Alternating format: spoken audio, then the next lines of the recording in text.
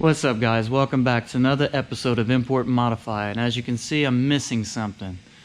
Yeah, I look 10 years younger. I know. I messed my beard up the other night. I tried to recover it, and it was no bueno. So I had to chop it all off. So here we are, 10 years younger. This episode is going to be on the Datsun 240Z. Now, this is going to be more of a vlogish type episode. I'm not going to be putting in a whole lot of action into this, but if you guys like it, let me know. If y'all like it, I could do a lot more of these episodes a lot easier than I can the other ones, because the other ones I have to put in a lot of work.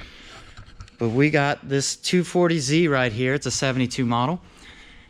And it's pretty much done for the most part. I just got to finish off the tack and finish off the tune, and it's done. But the tuner guy that's been helping me with it, he travels on his job, and he's not going to be back for a little while. So I hit him up, and he told me, and I was just like, you know what? I'm going to finish this thing off.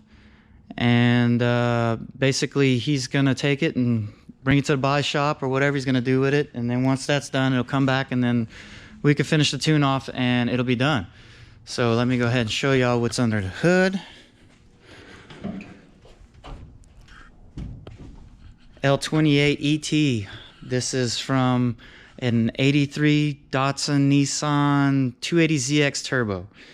And that's where I originally got the swap from, and it was in bad shape, so I had to tear it down, refresh everything. So it's got a rebuild on it, just a refresh. And I'm running a Mega Squirt 2 on it, so allow me to get creative with the engine setup, make it look pretty, make it look the part. We got Ford EDIS ignition system on it now, because the Mega Squirt can control that. And then that allowed me to get creative with the wiring to wire in coil packs. So it's got coil unplug. These coils are from Mustang GT. Has a custom billet rail that adapts it and looks pretty cool. And a custom fuel rail. Fuel injectors now, I went on the budget side of things, and I got Toyota Supra stock injectors. They're like 440cc. And we have a CX Racing T3 T4 turbo, budget turbo. But went budget on a lot of stuff because we had to keep things within a certain price range. So CX Racing turbo, CX Racing coilover, CX Racing surge tank, because this is a carburetor car originally, so carburetor car don't have any baffling in the gas tank, so you run a surge tank, that way you don't starve fuel coming around the corners.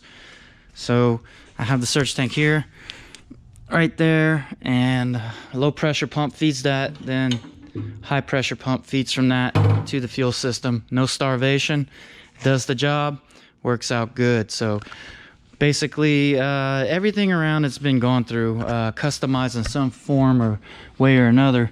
The brakes are Toyota pickup truck 4x4 calipers.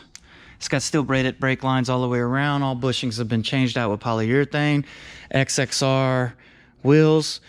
To get the proper offset on these Datsuns, you got to run a 0 offset. So you guys can take that as a mental note. 0 offset on Datsuns fit perfect. So that's what I went XXR on that. It is missing the window out of the rear hatch, but I do have the replacement window. I had to go to a junkyard to find those because I couldn't really find them anywhere. I got new window sill right here, and a replacement glass that he's going to take with him to the body shop or whatnot, because I'm not going to attempt to do that. I do not want to be responsible for breaking that glass, because it took me a long time just to find one. So yeah, basically we got to finish the tack off, finish the wiring off, and it's gonna be ready. Here's the tack right here. I had to dissect the back tack housing because it bolts to this bezel, and you want it to look OEM-ish. So that is the final result of me mounting it in. This is a 3 3/4 tack. You can make them fit and fill it all in. A lot of people go 4.5 inches, I think, is the max that'll fill it all the way out. But you can go 3 3/4, and this is the tack that I gutted out of it.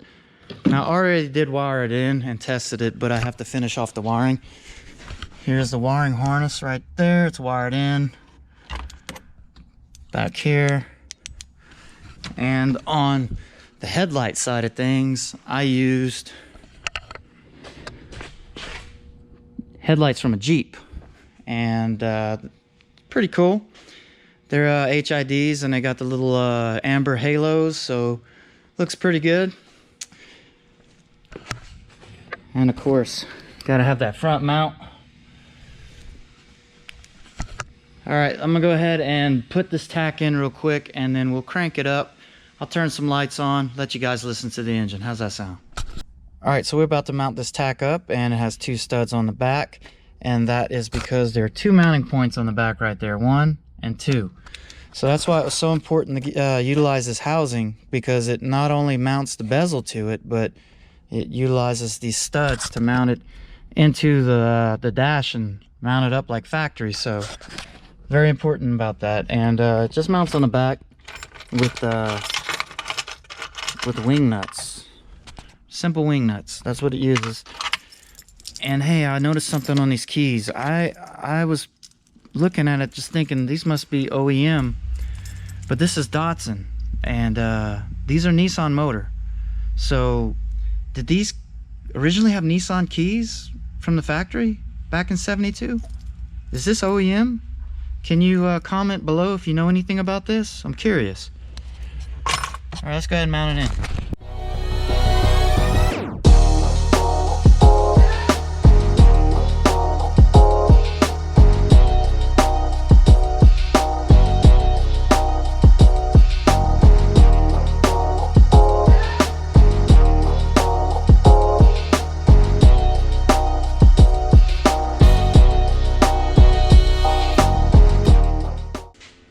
All right, so we got the tachometer in now. I got the battery hooked up. We're gonna go ahead and give this thing a little start up. This switch right here I wired into the ashtray. This is the main switch for the Mega Squirt right here. So the way you got to turn this thing on is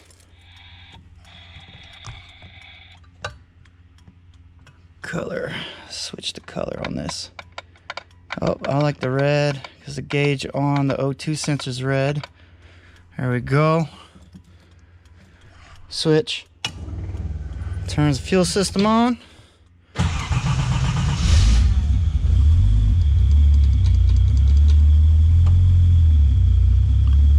That sucks. What does it not save the color?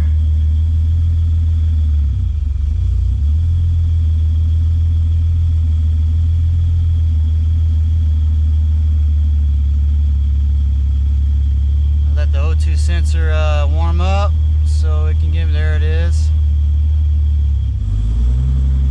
Tack's working good.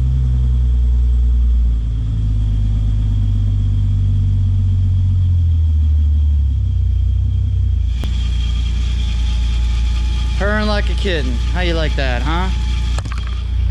Built by me. All right, so now I'm gonna go ahead and turn on the lights for you guys.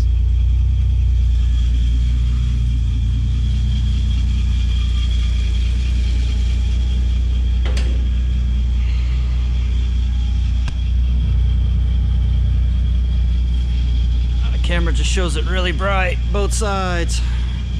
All right, let me turn off the main lights. So this is just the running lights.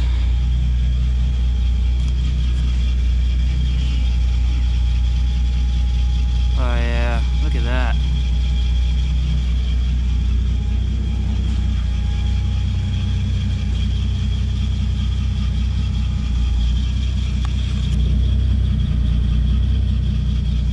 So the exhaust is a CX Racing exhaust on the back side of it. Basically it's a catback. So CX Racing, catback, and then it's got a custom V-band downpipe that my buddy helped me make. She purrs.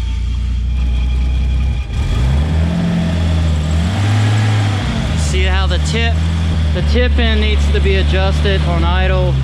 Trying to drive this car on idle is really jerky until it gets into the upper RPM range. It needs more tuning on the idle driving, and of course it's going to need to be developed more of the map for when it's in boost and everything, because I basically got it to where you can drive it half-assed, but it needs to be gone through all the way so it's reliable and drivable for a daily. So This isn't going to be a daily, it's going to be a weekend cruiser, but you guys get the idea of it. I still got to finish off this centerpiece. I've been working on that, and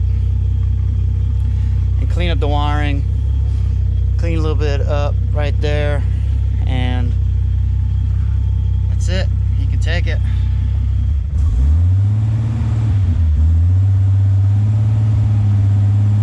See, it's lean right there.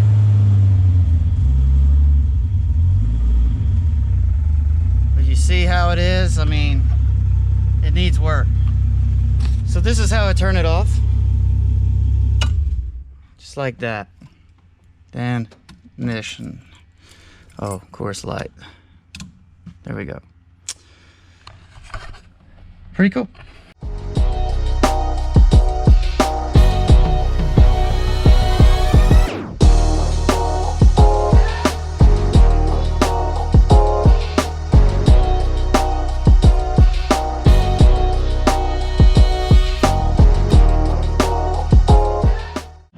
Alright, wiring's coming along good for the most part, but I ran into one issue, and if you notice this switch right here, that is not a factory switch. So I got this switch from AutoZone basically, and you can see the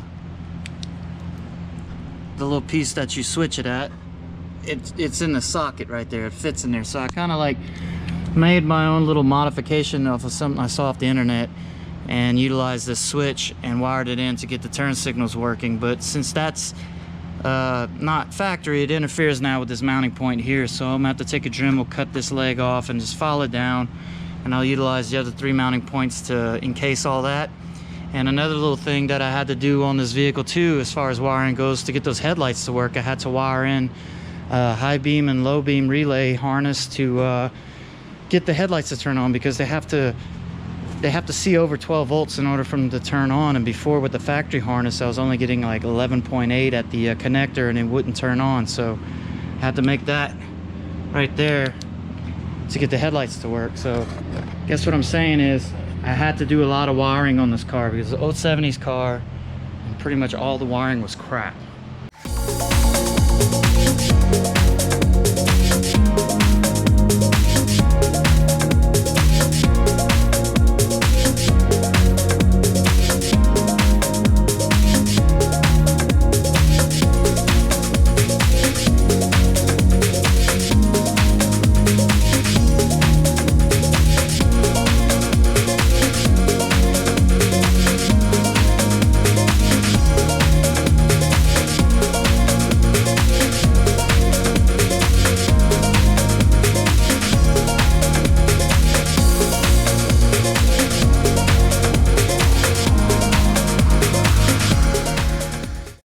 Alright, I didn't film much of it, but we got the plastic cover on, and it was a little difficult to get all that wiring tucked up underneath there, but we got the job done, and the cover's on, the horn button is on, not all the way. I still got to find the nut for it, and I'll tighten it down and everything, but it's there.